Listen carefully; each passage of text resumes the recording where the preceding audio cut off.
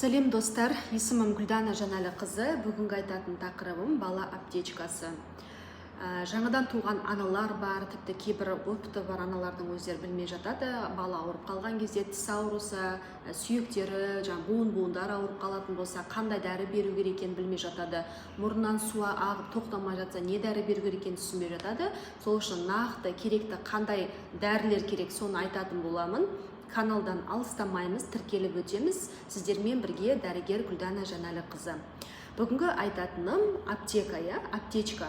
Аптечкада баланың қолы жетпейтін жерде тұру керек. Бұл ең бірінші қауіпсіздік шарасы.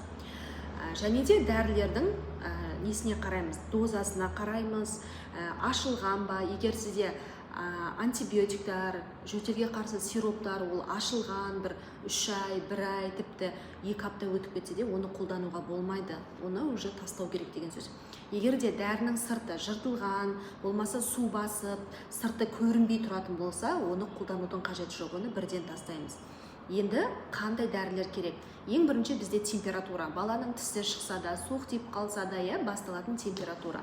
Температура кезде бізге ибуфен, болмаса парацетамол, болмаса свеча түрінде қажет болады. Бұл свеча болатын болса, бұны холодильникке сақтаймыз, сироп түрінде болса, аптечкаға сақтап қоямыз. Еске сақтау керек, температура ауруды емдемейді, бұл тек қана дене қызуын төмендетеді.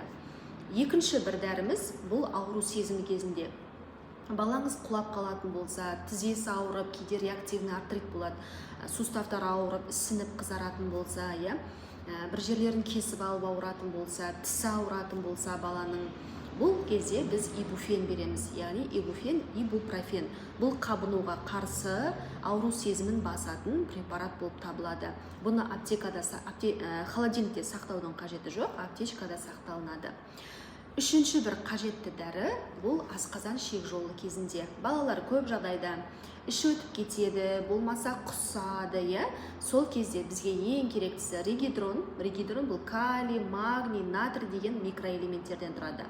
Одан кейін барып, бұл элементтерді қалыптастыру үшін смекта іші өтетін болса баланың, яғни бұл асқазан ішек жолына байланысты. Және де полисорб дегеніміз сорбент, бұл организмге кірген инфекцияны шығару, тазалау деген мағынаны білдіреді. Одан кейінгісі бізде аллергия. Балаларда тағамдық аллергия болады, дәрілік аллергия болады, сезондық аллергия болады деген сияқты. Бұл аллергияға байланысты бізге ең керектісі фенисил. Болмаса зодок деген сияқты баланың жасына сай таңдалады. Егер денесінде болатын болса, оған фенистил гель алатын боламыз. Тағы да бір қажетті бізге зат, бұл мұрынның ағуы, мұрынның бітелуі, баланың ұзақ уақыт бойы мұрын бітіп жүреді, мұрнынан су ағып жүреді, сол кезде не керек? Бұл тұзды ерітінділер.